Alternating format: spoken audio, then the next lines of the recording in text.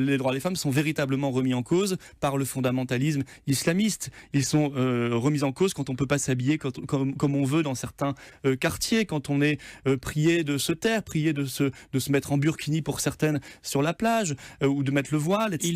Ils sont aussi remis en cause quand on voit que les femmes sont beaucoup moins bien payées que les hommes, quand on voit que c'est plus difficile de trouver du travail. Ils sont remis en cause aussi par l'austérité, par la loi travail qui va augmenter la précarité. Et on sait que les premières victimes de la précarité sociale, ce sont les femmes. Bien sûr, les premières victimes du temps partiel contraint, ce sont les femmes, et ces différences également de rémunération. Je veux dire, il y a beaucoup de choses à faire sur les droits des femmes qui sont remises en cause aujourd'hui, mais de grâce, nous n'ouvrons pas des débats qui n'ont pas lieu d'être ouverts. Est-ce que Marine Le Pen veut réécrire ou pas la loi Taubira? Je dirais qu'on l'a dit 150 fois, on veut... Oui, mais ça revient sur le devant de l'actualité, puisque François Fillon, lui, veut revenir et interdire l'adoption plénière pour les couples homosexuels. Oui, on avait dit qu'on allait remplacer, sans effet rétroactif, bien sûr, remplacer ce qu'a dit Marine Le Pen, le mariage par une union civile.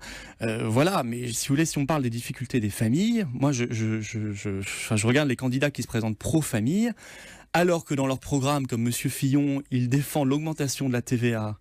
Plus 2 points. Et plus 1 point pour Alain Juppé. Voilà, 2 points de TVA. Vous ne croyez pas que ça va pénaliser les familles, ça? Et notamment les familles qui ont beaucoup d'enfants, qui consomment? Bien sûr que ça va les pénaliser. C'est anti-familial au possible. D'autant que M. Fillon a été Premier ministre d'un gouvernement qui a gelé les allocations familiales. Donc si on veut...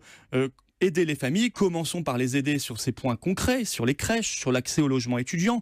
Et pour ça, il faut rompre avec la politique d'austérité de Bruxelles et non pas l'accélérer comme souhaite le faire François Fillon, Alain Juppé aussi d'ailleurs, mais François Fillon de manière encore plus brutale. D'autant que je pense que cette politique très antisociale, avec il y a plus d'heures légales dans le programme de Fillon, c'est-à-dire que fini non seulement les 35 heures, mais fini les 35 heures ou les 39 heures, on a simplement le plafond de 48 heures par semaine de la directive européenne. C'est hallucinant. Vous êtes beaucoup plus à gauche que lui économiquement. Je ne sais pas si c'est à gauche ou pas, mais je pense que c'est un programme extrêmement violent socialement pour les classes populaires. Qu'est-ce qu'elle fait Marine Le Pen moyennes avec les fonctionnaires? Elle en supprime, elle en embauche? Nous souhaitons avoir une vision non pas dogmatique, voilà, dire on va supprimer 300 000, 500 000 fonctionnaires. Non, la fonction publique d'État, dans certains domaines, a besoin d'être réarmée. Il manque des policiers, des gendarmes. Il manque également dans la fonction publique hospitalière des infirmières. Et il manque parfois des remplaçants dans les classes. Et là, il faudrait réaffecter des personnels de l'administration centrale de l'éducation nationale vers les classes et vers les postes de remplacement. Par contre, et on sait qu'il y a des abus dans les grosses collectivités locales, dans les régions, dans les intercommunalités, et là il faudrait, si vous voulez, réduire considérablement ces strates, notamment les intercommunalités ou les régions, réduire le nombre d'élus et donc réduire les administrations. Je retente ma chance pour finir, vous ne voterez donc pas dimanche, mais vous préférez la victoire de François Fillon ou d'Alain Juppé?